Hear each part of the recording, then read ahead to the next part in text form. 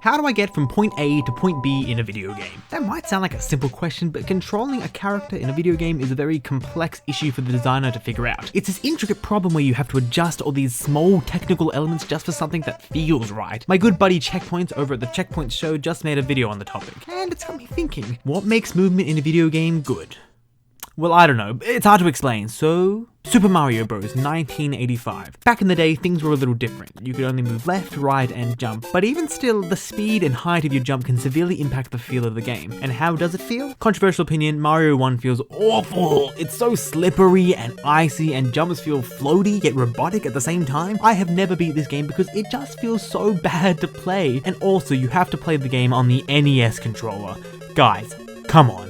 Why is it a square? Why are the buttons horizontal? Why a lot of things? You try to hold it and ow! There's two dents in my hands. But that brings me to my next point. The controller you use has to complement the movement of the player. Super Mario World on the SNES. Apart from fine-tuning Mario's acceleration and jump speed, which makes it feel 10 times better from the get-go, you now benefit from playing on a controller not made for cavemen. You've got the round shape that complements your hands, but most importantly, look at these buttons. Oh yeah. They're beautiful. Question, what are the two things you do most in Super Mario World? Run and jump. And where are the run and jump buttons placed? Aha! Because of this clever mapping of key buttons, your thumb stays in this area and you rest your thumb and do this really nice little thumb press and just mwah, it just feels so good. Now when you play this game, Mario feels both good to move on the screen and in real life. Now why is that important? Super Mario 64, the first 3D Mario game. Now this could have gone really badly, but luckily when developing the game, Hideo Kojima engineered both the controller and Mario at the same time. That means when you play Mario 64, everything feels just right in your hand. You have that same diagonal button layout for jumping and hitting, but you've got this little trigger on the back for stomping and long jumping, which just feels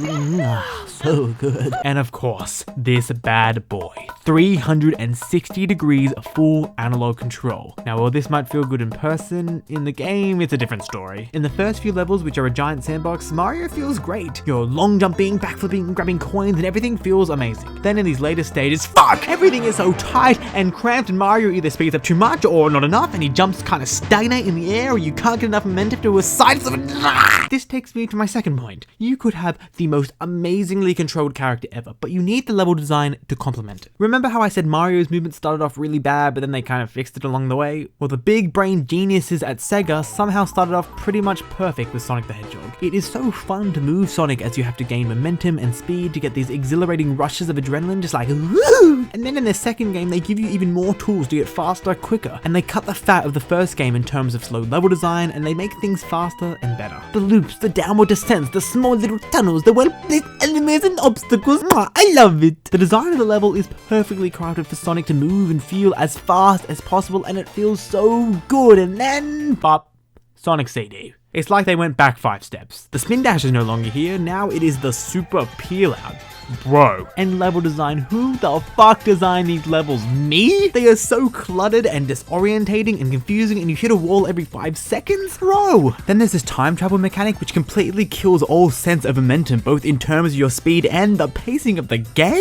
Bro. The level design of Sonic CD does not complement the tools given to the player to move Sonic about, and those tools do not complement the level design. These two factors have a reciprocal relationship. Sonic CD does not understand this, but it's okay because they fixed it for Sonic 3. I'd rather flex my muscles. So when it came time for the Sonic franchise to go to 3D, how do they manage to do it? It's so bad.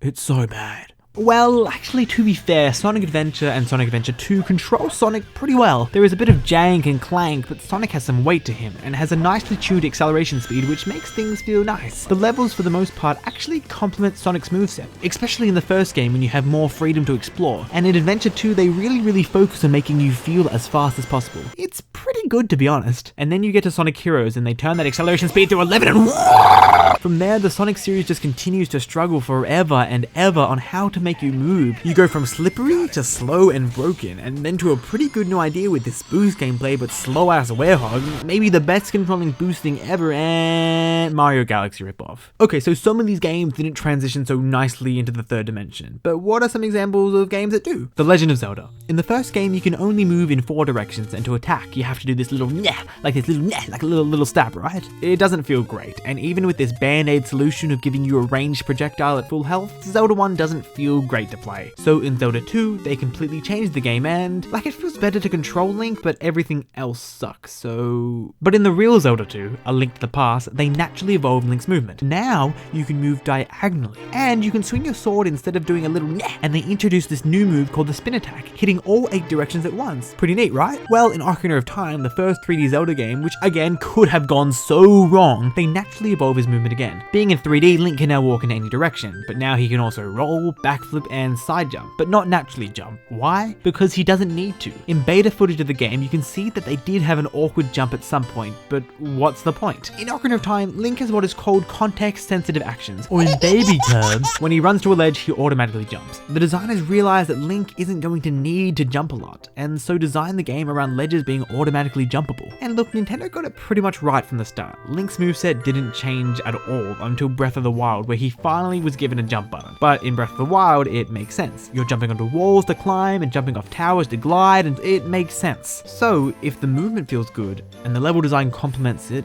is there room for improvement? Well, remember what I said about the controller before? Let's talk about motion controls. NES Golf. This is okay, I guess. Wii Sports. Yo! I'm really golfing! Holy shit! Motion controls came with their own hurdles and jank, but along the way we did learn a cool thing or two about them. While the popular opinion is that gamers don't want to play their games like this, or especially this. You ever wonder what the bottom of an Avatar shoe looks like?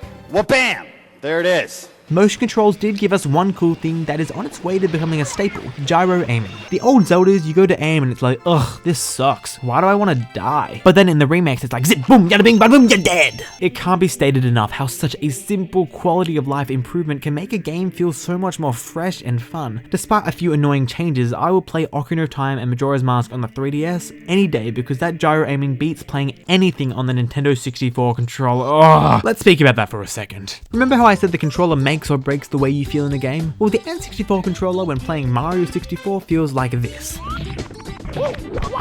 Yeah, pretty good, right? But when playing something like GoldenEye, I can't state how bad it feels to play GoldenEye on this 3-pronged, uncomfortable, blister-giving torture machine. Somehow, you have to aim and move at the same time with one stick.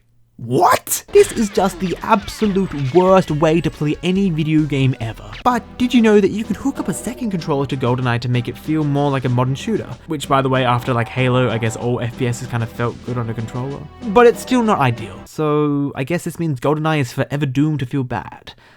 You know, going back to Halo, it's really interesting to see how GoldenEye on an emulator with this keyboard and mouse injected plug is the most amazing way to play this game. Suddenly you're not fighting with the controller, but you were playing some amazing 90s spy thriller, shooting Russians and Ziders, and it's so amazing, you're shooting bad guys, running the snow, the guy through holes in the Changing something as simple as the controller for the game can just make it so much more fun. And that's what movement is about, eliminating that disconnect between you and the player and allowing you to have more fun. Speaking of fun, Team Fortress 2. This is a game that I have been addicted to 1.5 million times. Every time I quit, I just come back even harder than before. And Valve, stupid idiot, doesn't make a game in 9 years. Valve were actually pretty smart when they made this game. They implement the movement of the characters into the game design. My favorite way to move in this game is by far with the soldier. There's this little exploit / left-in mechanic called rocket jumping. Basically, if you shoot at the ground or the wall, it will blast you into the air with momentum. Now this is helpful for zipping around the map a little bit or getting to hard to reach places, or you can do stuff like this.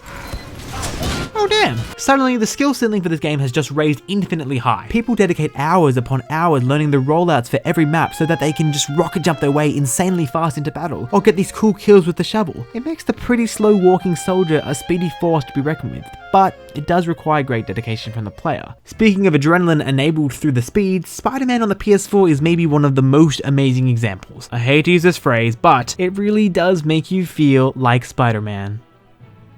But it does. As you zip through the streets of New York, it feels so intuitive, and the added details of the sound design and the rushing visuals of the street below just make you feel like you're going fast. It is the only open world game that I never used quick travel in. In fact, I don't even know what the quick travel animations look like, so I have to look them up.